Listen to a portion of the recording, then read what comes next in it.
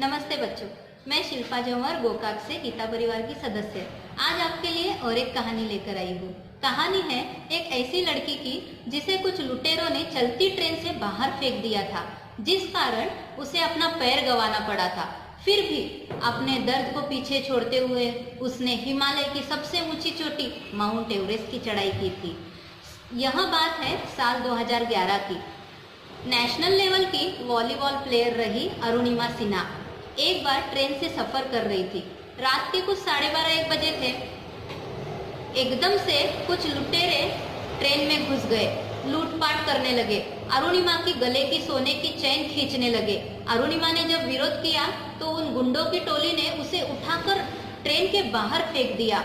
वो कुछ समझती, उठने की कोशिश करती, तब तक बाजू वाले ट्रैक से जोरदार स्पीड से एक ट्रेन आई और उनके पैर के ऊपर से निकल पड़ी।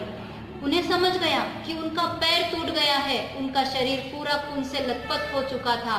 उनके बहुत से शरीर की हड्डियां टूट चुकी थी। वो मदद के लिए रात भर चीखती रही, चिल्लाती रही। रात का अंधेरा था, कोई भी नहीं था मदद के लिए। बस थे तो रात के मेहमान, चूहे, कीड़े मकोड़े, जो रात भर उनके पैर को कुतरते रहे, रात भर उनके शरीर को कुतरते रहे। इस हालत में अरुणिमा बेहोश हो गई। सुबह कुछ लोगों ने उन्हें देखा तो वे तुरंत ही उसे हॉस्पिटल लेके गए। दिल्ली के एम्स हॉस्पिटल में 4 महीनों तक उनका इलाज चला। डॉक्टर हार मान चुके थे। परिवार वाले, रिश्तेदार, वो भी उसे कमजोर समझने लगे थे। लेकिन अरुणिमा ने अपने हौसले में कभी कमी नहीं आने दी। उन्होंने सोचा कि अगर भगवान ने मुझे बचाया है तो कुछ अच्छा काम करने के लिए। उन्होंने मन में ठान लिया था कि मैं कुछ कर दिखाऊंगी। वे दिल्ली से हॉस्पिटल से छूटते ही माउंट एवरेस्ट पार करने वाली पहली महिला बचेंद्री पाल के पास गई। उन्होंने माउंट एवरेस्ट चढ़ने का प्रस्ताव रखा।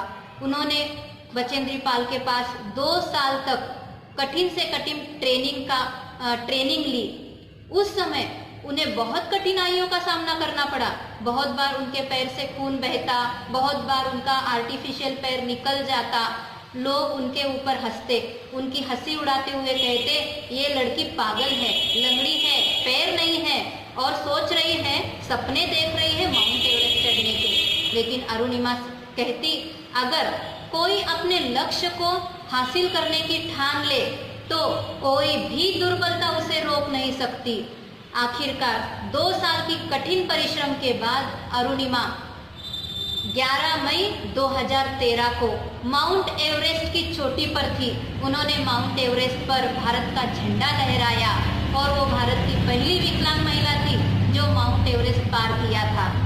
बच्चों, इस कहानी से हम सीखते हैं, अगर इंसान सच्चे दिल से कुछ करना चाहे तो वो क्या कुछ नहीं कर सकता। If you can dream it, you can achieve it. बच्चों, अगर किसी में लक्ष्य तक पहुंचने की ताकत और इच्छा शक्ति हो तो कोई भी दुर्बलता उसे रोक नहीं सकती। मंजिल उन्हीं को मिलती है जिनके सपनों में जान होती है। पंखों से कुछ नहीं होता, हौसलों में उड़ान होती है।